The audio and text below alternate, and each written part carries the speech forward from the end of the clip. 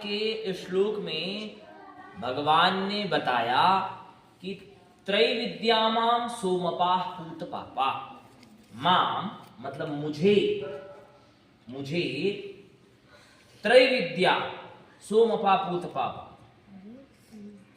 पाप जिसके पास ना हो ऐसे अनग महापुरुष लोग क्या करते हैं, त्रैविद्या, तीन विद्या कौन कौन है, शुक्ल, यजुर्वेद, ऋग्वेद और सामवेद, तीनों वेदों के द्वारा, तीनों विद्याओं के द्वारा जो सोमपा कहते हैं, भगवान विष्णु को भी कहते हैं और इंद्र को भी कहते हैं।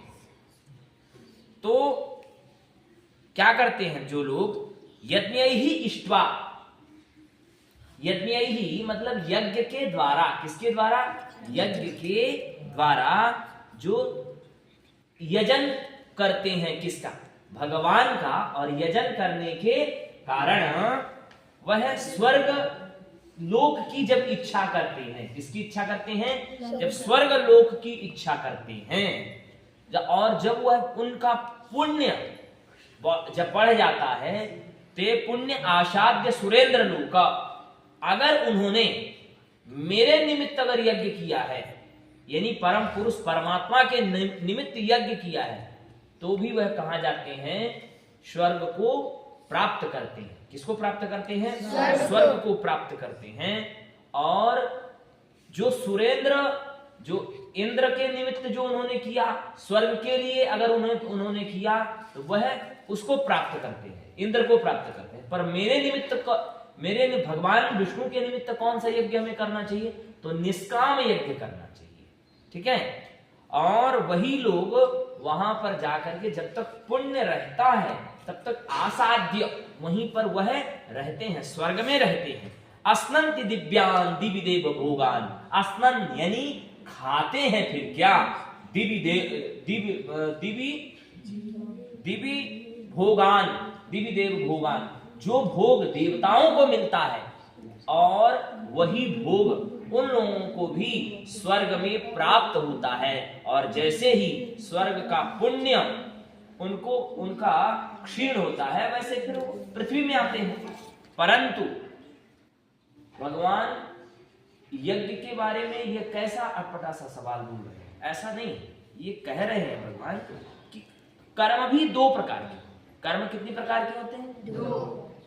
एक होता है सकाम कर्म, एक होता है निष्काम कर्म। तो सकाम कर्म जो है वो आपको बांधता है, सकाम कर्म क्या करता है, बांधता है। कैसे बांधता है, आपका पुण्य बढ़ेगा, क्या बढ़ेगा, आपका पुण्य बढ़ेगा, आपको स्वर्ग लोक मिलेगा, पुनः जन्म होगा, पुनः अच्छे घर में आपका जन्म हुआ, तो आप पुनः कैरियर, पैसा, रुपया, गाड़ी, इसमें आप फंस गए, ठीक है। यह आपका सकाम कर्म। निष्काम कर्म क्या हुआ कि मुझे कोई भी संकल्प नहीं चाहिए, ना मुझे रुपया चाहिए, ना मुझे धन चाहिए, तो ऐसा व्यक्ति यज्ञ से भी परम पुरुष परमात्मा की प्राप्ति कर सकता है। शास्त्रों में कहा है, यज्ञो वही नारायण साक्षात, यज्ञ ही नारायण का रूप है। पर लेकिन यहां पर भगवान ही कह रहे हैं कि जो यज्ञ करता है, जो यज्ञ करता है वह कहां जाता है, सुरेंद्र के लोक को, यानी इंद्र के लोक को प्राप्त करता है। तो भगवान ने गीता के तीसरे अध्याय में यह भी तो कहा है कि यज्ञों से भूत की उत्पत्ति होती है, यज्ञाद् भवति पर्जन्यो, यज्ञ से बादल होते हैं, यज्ञ से क्या होता है, बादल, और बादल से घुरण, वो घूमे ऊपर, घूमने के बाद फिर बारिश होती है, फिर प्रजाः प्रजायन्ते, फिर सभी सृष्टि उत्पन्न होती है। हम मानव अन्न से ही तो जिंदा रहते हैं, ठीक है ना। उपनिषदों में कहा है, अन्नम न निंद्या, अन्न की कभी भी निंदा नहीं करनी चाहिए, अन्न की कभी भी निंदा नहीं करनी चाहिए, शास्त्र कह रहे हैं। परंतु अब यहां यज्ञ की भगवान ने बुराई नहीं की है, भगवान स्वयं वेद के रूप में अवस्थित हैं, वह कैसे यज्ञ के बारे में इस तरह से कह सकते हैं, नहीं, वो इस तरह नहीं कह रहे हैं, वह सकाम और निष्काम कर्म के बारे में कह रहे हैं। यज्ञ किससे हो रहा है, भगवान की सांसों के द्वारा ही तो हो रहा है यज्ञ, हैं? भगवान के द्वारा बनाई गई सृष्टि का एक अंग ही तो है यज्ञ। यज्ञ नहीं होगा, बारिश नहीं होगी, तो भगवान की जो प्रजा है, भगवान की जो प्रजा है, उसका पालन पोषण कैसे हो पाएगा? नहीं हो पाएगा। त्रय विद्या माम सुमपापूत पापा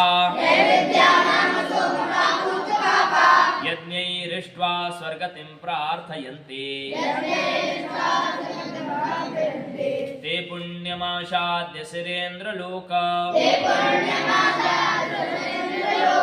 मस्नन्ति दिव्यान् दिवि देव भोगान्।